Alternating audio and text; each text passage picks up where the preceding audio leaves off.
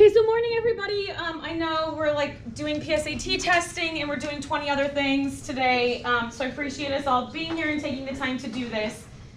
So sort of timeline of today, we're gonna be done at like 8:35 or 8:40. You'll sort of have some time here at the end. The first half of time, we are going to be I'll be giving you some information, and then the second half of time, you're gonna sort of have a trimester wrap up from the PD that we've done.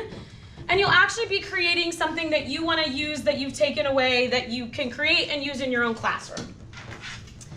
So today specifically, we are going to be looking at process skills and problem solving. Wait, don't turn that yet. There's a list up here you can write your name down on if you need to do that. So our basic goals today are that we want to be able to understand and be able to apply process standards in our own classroom. We want to understand and be able to apply depth of knowledge, or DOK. And then we want to be able to pull together all the information we've learned over the past sessions and create something that can be used. Right? I think the idea here is instead of just sitting and learning and saying, yeah, I appreciate that fact and I understand that information, but I don't have time to actually do anything with it, I want to actually give you that time today so that you can create something and have some things that you can use in your own classroom. So at your desk, you should all have a packet. I am one of the people that during professional development stuff, I feel like I'm madly flipping through a packet and trying to figure out what aligns. So you'll sort of notice the pages are numbered. And whenever something relates to what's in your packet, I'll have a page number up here so you can sort of follow and see what's going on with that. So here's the reason why. Why are we doing this? Why are we talking about problem solving and processing skills? In spring of 2018, only 47% of the students here at Westfield showed mastery in process solving skills, in our problem solving skills on the I-STEP test. Okay, so for whatever reason, they've decided that in the math world is the place that they will grade whether or not students can problem solve, even though they aren't all problem solving like math related. So the skills are that they can make sense of problems and persevere in solving them. They can reason abstractly and quantitatively. They can construct viable arguments and critique the reasoning of others. They can model, whether that be with mathematics or not, they have linked it to mathematics there. They use appropriate tools strategically, attend to precision. They look for and make use of structure, and look for and express repeated reasoning. So those are sort of the 8 skills. Today we're going to be focusing on the 5 that are in bold. So in the packet on your desk on that front page in the left-hand column, you'll see that list of problem solving and processing skills that are assessed. So just sort of for reference, you don't need to know everything about how we read the data from the Math I-STEP test, but these are the different categories that are graded. And down here in this very last column is their problem solving skills. So one of the things we noticed right off the bat when we were looking at I-STEP results were that regardless of the student, this column was always the lowest. This is where students had tons of room to grow, or at least room to grow in comparison to everything else. So here's an example of a student who did not pass. Okay, these are all scores out of 100. The up and down, you don't have to worry about any of that, but you can see this is clearly their lowest skill. They got a 16 out of 100. Okay, here's an example of a student that passed. Okay, so they had a passing score, but we were still only at 55 out of 100, and this was still their lowest score. And then I basically went through and found a genius.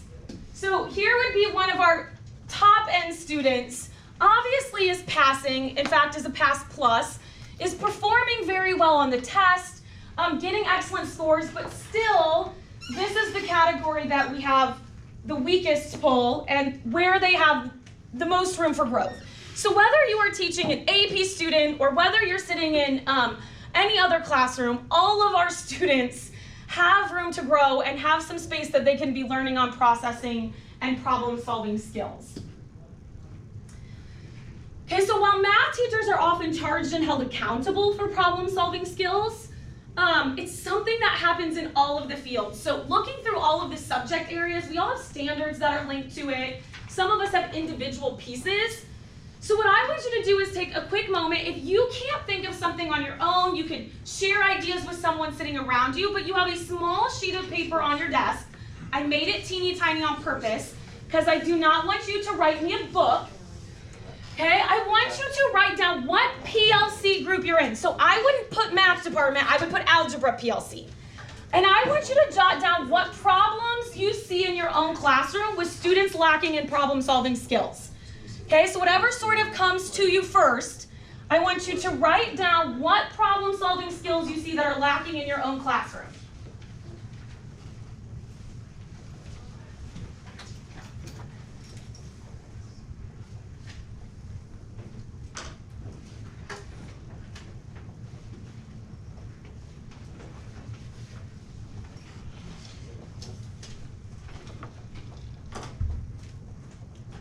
I have a bunch of pencils over here too in the thing.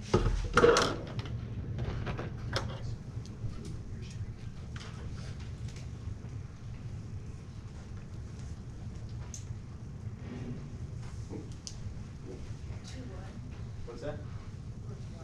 421 would be on the other side. Oh no, it's right there to the right. Or yeah, right there to the right.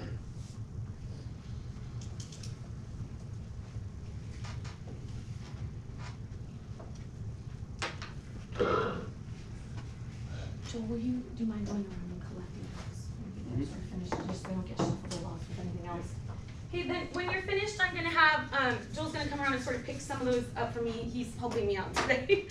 I'm gonna do some more follow-up with individual PLCs later and sort of see if we're addressing the needs that we need to be addressed or where other supports can be put in place to help students with problem-solving skills, if it's more than just what we're getting today. Okay?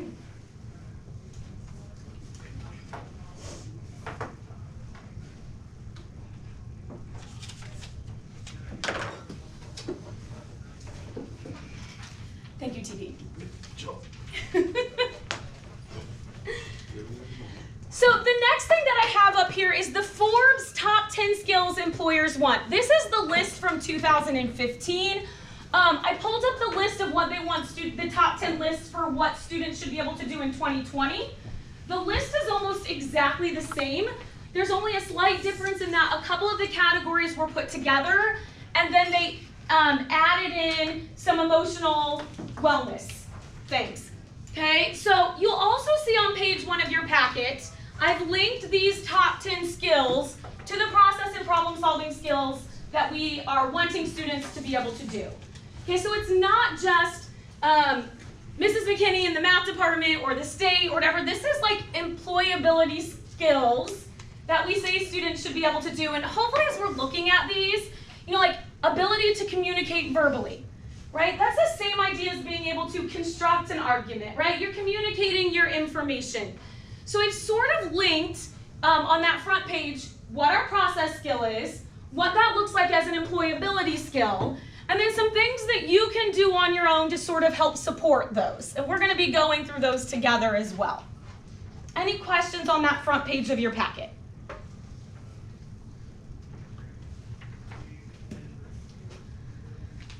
Okay, so students are going to use these skills in all content areas. We said that. They're skills that they need for the day after graduation. I know teachers will often say, well, ISTEP is going away, or this testing is changing, or all these different things if you've heard it.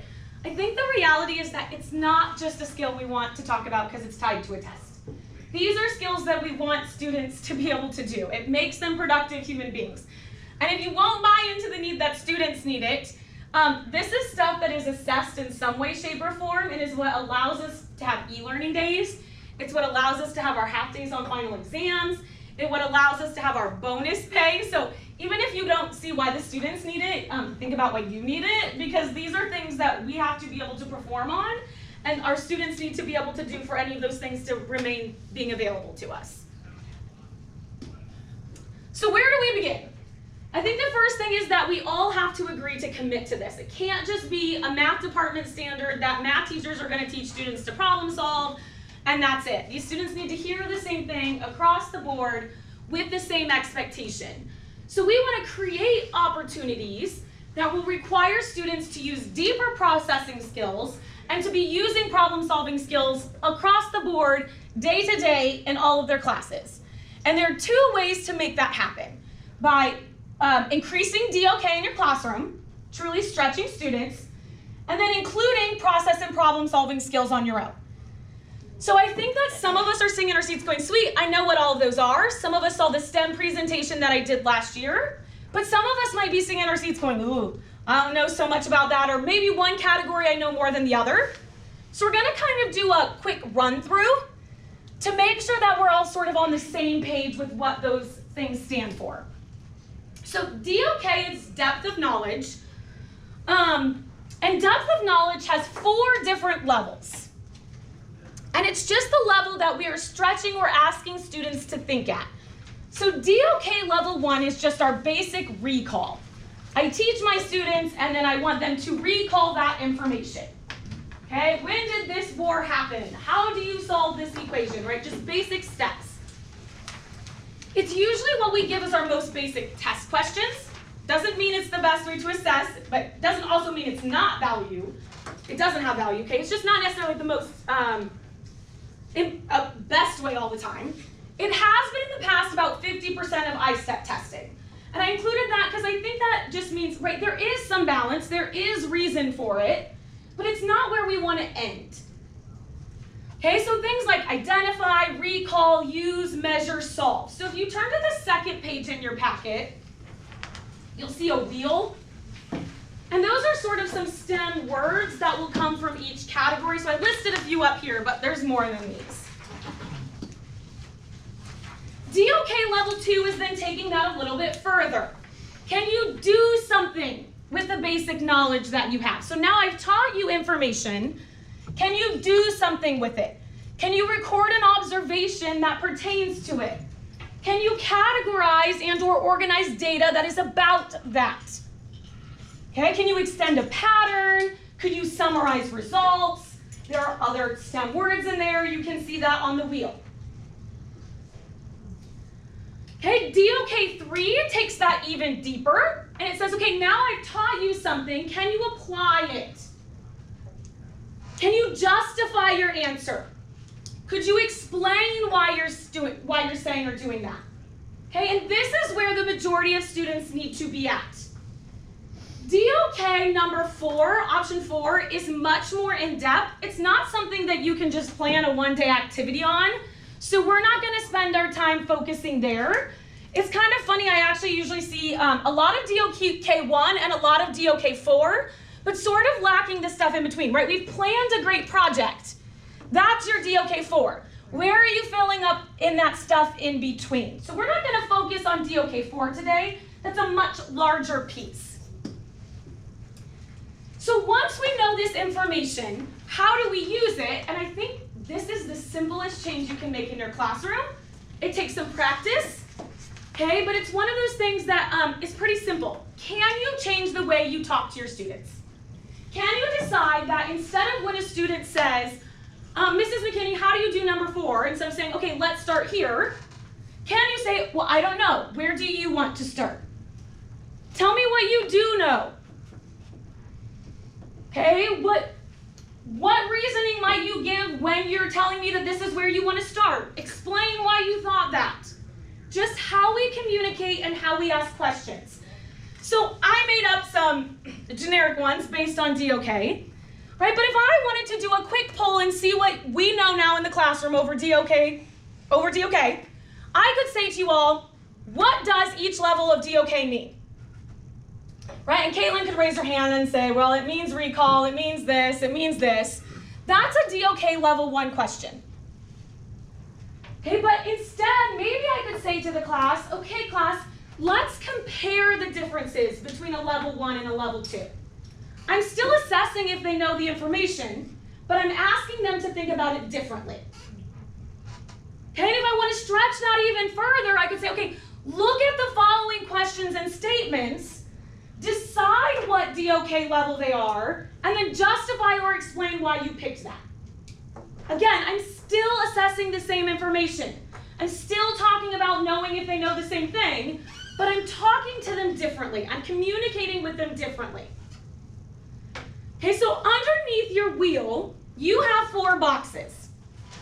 Okay, you have a spot for DOK 1, DOK 2, DOK 3, DOK 4. I want you to take about a minute and a half. You might finish, you might not. It's okay, you'll have time at the end. To think about something that you're teaching or that you would label as an essential standard. And think if you can go through and label, okay, what is something I might ask my students that's a DOK 1? How could I reword that as a DOK 2? And maybe what could I ask them to do as a DOK 3? It's really hard to start doing at first. It gets a lot easier the more you practice. If you look on pages 2 through 4, there is a STEM one and there is a humanities one. Okay, I have some more in-depth things that you could think about for different DOK levels. So if you notice that you're struggling, when you have time at the end, maybe you could spend some more time reading through that and processing that, if that's something you want to use to help you think of higher DOK. So take about a minute and a half, start writing in your 4 boxes. It's okay if you don't finish. It's okay if you're just reading information. I just want you to start thinking about it.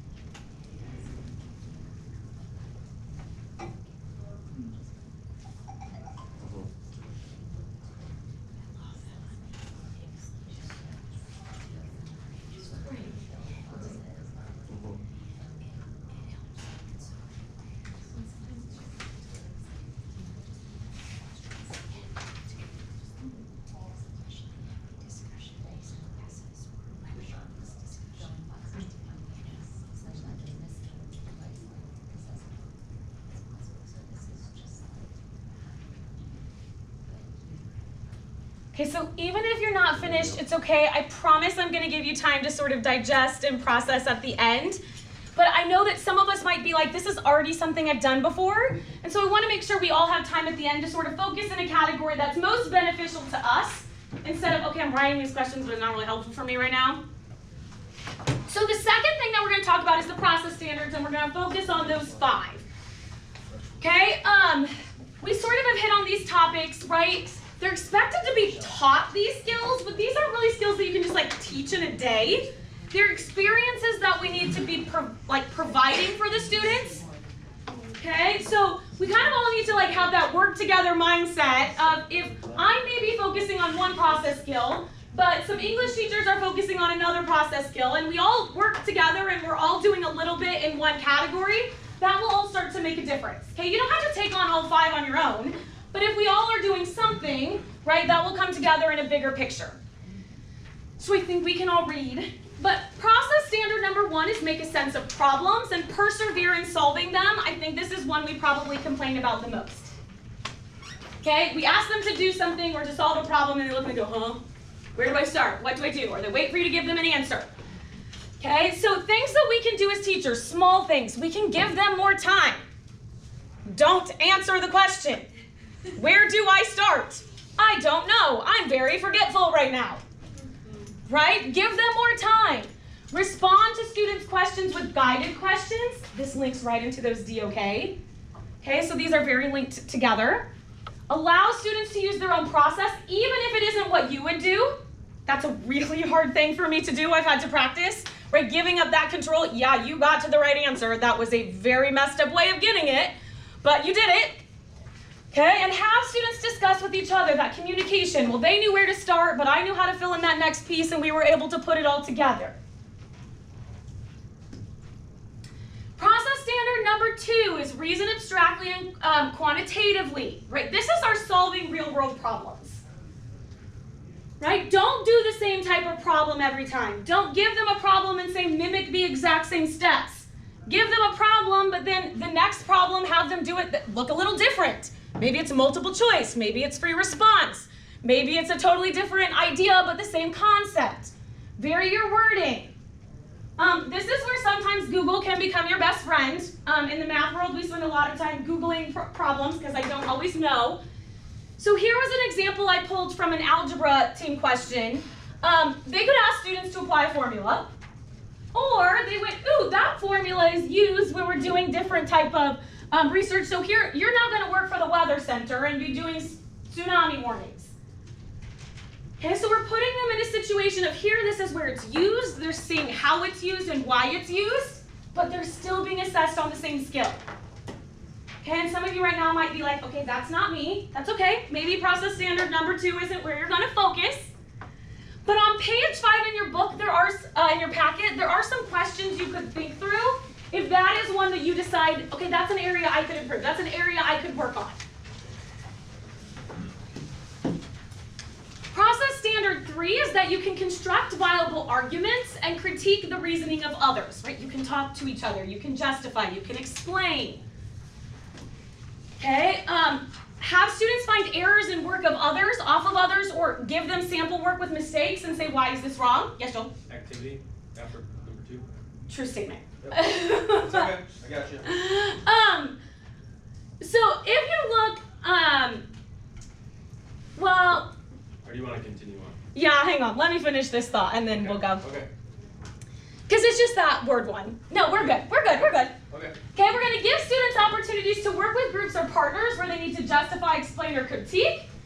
Okay, and we're going to have students find errors in work off of others or sample work that you provide them.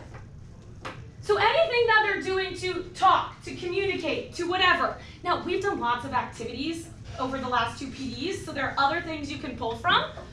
We just wanted to add one. Sorry, art department, if this isn't perfect, but I wanted to show you it's not just math related. So you have some stickers on your desk, okay, and you have some space. I just want to briefly show you how this works. One of the things that I struggle with my low-end students is getting everyone involved in the conversation. How do I get them all involved? What happens if they don't speak English? What happens if they don't know the content as well as someone else? So I always give them some like sentence starters, you might call them, or these stickers. So we're going to look at Da Vinci and Picasso. I pulled 2 that I knew I could Google. I'm not an art expert. And you have some stickers with some reasonings why you think that Da Vinci or Picasso is the best. Okay, and so right now what I want you to do is pick one. Just pick one randomly if you don't know, and pull off some stickers as to why you would say they're the best. And then stick them on that empty space on the bottom of your packet.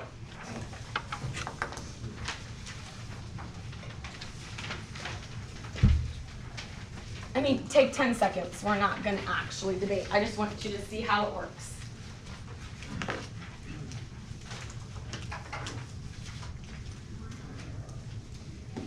Okay, so maybe I decide to pick Da Vinci because, whatever reasoning, he was more avant-garde for his time. I have no idea if that's even true. I'm sorry, Natalie. Or whatever. Okay, I'm picking them, but now even if I don't speak the language, or if I'm not as strong with the content, I have some things to pick from and I can still be involved in the conversation. Okay, whereas my student who is maybe super knowledgeable and knows all the information can go, okay, well I picked these, but now I can start saying to you, I don't think you should have picked that one, right? Because they weren't really this, that was this person. Okay, and you're reaching all levels of DOK no matter where they're starting. So in the math world, ours might be a proof. We need to construct a viable argument with a proof. Okay, whereas English or art, you might have more open-ended, discussion-based. Okay, but it's just a way to involve that process skill and still involve that higher DOK thinking. If you want more with the activity, we can talk about it later, but do we get the basics? Process standard 4 is that you can model with mathematics. You can use different representations to show something. It doesn't always have to look the same. So on some of your desks, you have cut up cards, and on some of you, you have a packet that's put together of the cards. I was trying to show both options. This is how I create it. I did it handwritten on purpose because sometimes I just write it down real fast. It doesn't always have to look perfectly pretty. I photocopy it, I leave it stapled, I cut, and then I cut off the staple. Or I make the students cut because sometimes that's just easier too.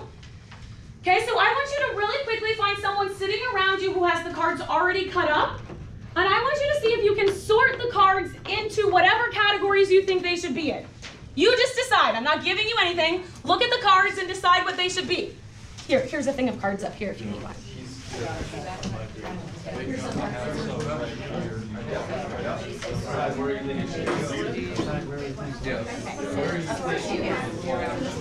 Yeah, there's some blank cards in there because I just got the paper and didn't put them. It doesn't have to be just a pair. It could be a group. It could be whatever. What do you think goes together? Or is it the left? I think the blank ones all go together. Sorry, I had to put a like 80 over on my stats for making the white ones. Hold on, so we're trying to figure out where. There's probably two. You can decide whether it's a pair or whether it's a group of 10. Okay. So, let's see what the list is.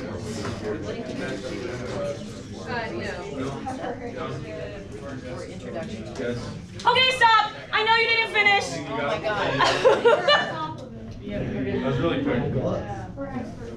Okay, what are we noticing is probably happening with these cards? What kind of, yeah. What categories are we probably putting them in? What should it look like with that last? Student-centered and teacher-centered? Okay, there was even some blank cards like this is a lesson that looks with it like it, so you could increase the DOK that way.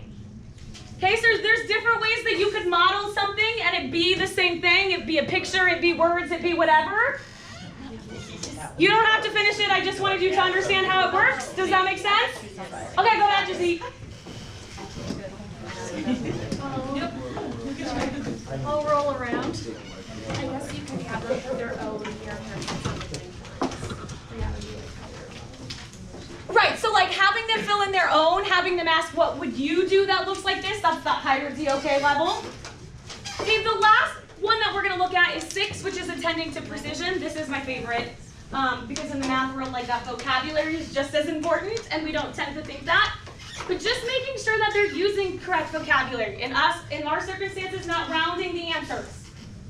Okay, holding students accountable, not being vague in their explanations. So here's what I want you to do for the rest of the time. I want you to create your own. So you're going to create your own and then go back to your PLC next week or the week after, and everyone should be coming in with an activity that you can share that includes a process skill or problem solving that then you all can pull from. Now, this can be simple. You might just be making a list of questions. I'm going to focus on higher DOK, so I need to think about the words in my classroom. So I'm going to write some different questions I want to start asking my students. You could be doing that. Okay? You could be creating an activity that's like one of the ones we've pulled from the last 3 weeks that you've seen. Right? You liked when we did that like cell phone discussion and you want to do something similar. Create that. It doesn't have to just be from today. I want you to pick one of the process solving skills or DOK concepts and weave that into whatever you decide to do. So that when you return to PLCs next week, you have a bucket of things you'll be able to pull from and start using in your own classroom. Does that make sense? Okay, you can either